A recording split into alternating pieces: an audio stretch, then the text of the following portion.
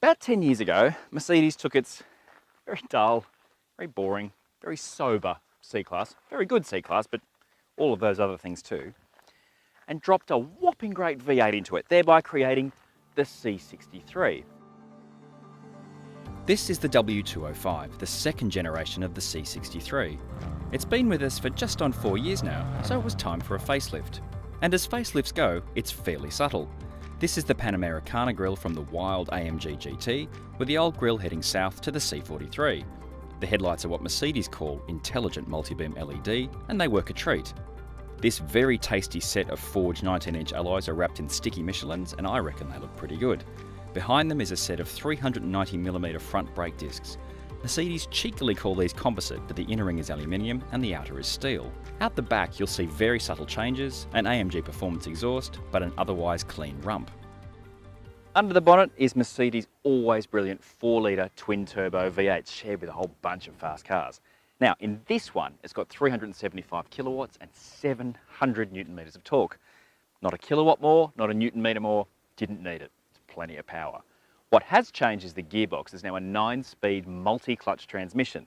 Now, it's not a dual-clutch transmission. It's only got one input shaft, and the clutches sit in an oil bath. Now, what Mercedes tells me is that that means it can shift faster, but it also behaves more like a torque converter automatic when you're in traffic.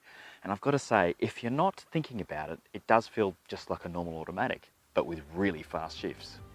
Amusingly, it also has stop-start. I don't think I've ever heard a C63 stop at the lights. Perhaps the only real problem with the original W205 was the ride. It was pretty hard. With a new suspension tune, AMG is hoping to broaden the car's appeal a bit. Customers tend to like straight spines and having more money for fuel instead of orthopaedic surgeons. It's AMG's way of looking after owners. As for the interior itself, it's beautifully put together, but it is not beautiful. This is from a time when Mercedes weren't making particularly attractive interiors. The new E, the new A, the new S, much better looking, but as I say, beautifully built and will probably outlast you. And really, I do not like this new clock. It's clocks in cars, no. There are these two new screens. So this is the media screen, beautiful, crisp, lovely to look at, fairly easy to use with the command system. I've never really been a fan of that, but it works and it's fine. It even has Apple CarPlay and Android Auto. The new steering wheel is great. I really like this. And it's got this funky new Ferrari-style Manettino thing. So you twist it and you change the driving modes. That's very cool. And then on the other side, you've got these little shortcut buttons where you can change bits inside the mode once you've selected it. I really like that. That's really cool. It's a nice, just a nice extra piece of kit to make the car feel really sporty. The new electronic dash also has a range of nerdy telemetry options, which is a good laugh if you're planning on going on track days or seeing how many Gs you pull braking in traffic.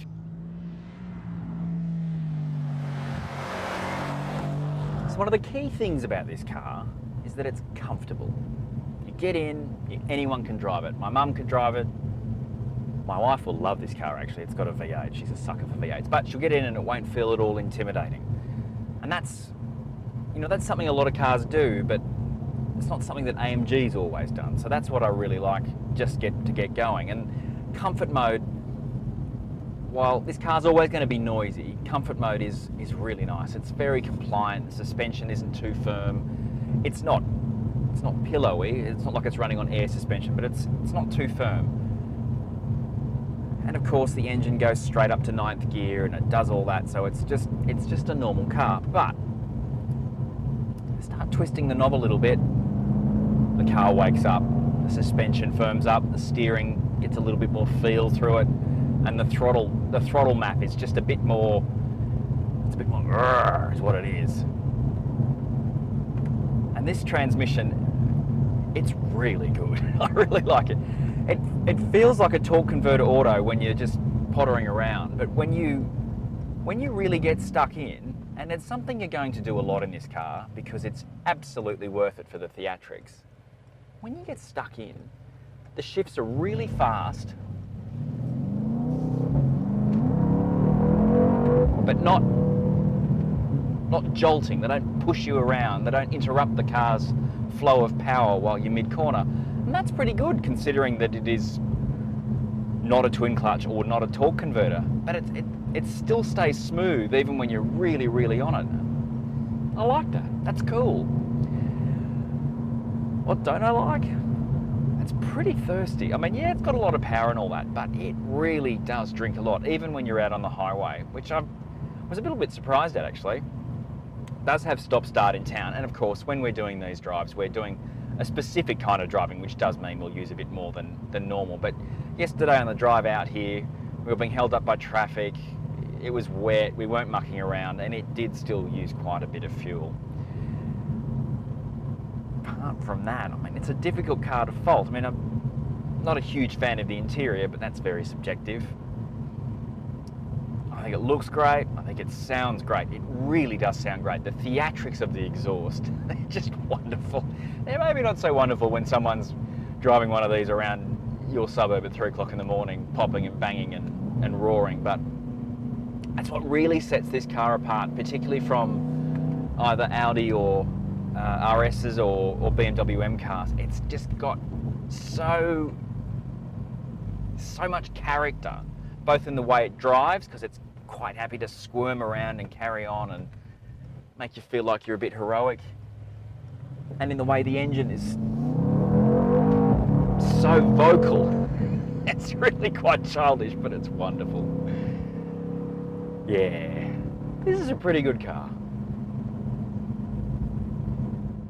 The great thing about the C63 update is it wasn't driven by some incredible need to fix a flawed platform, or customers had complained it didn't have this or that.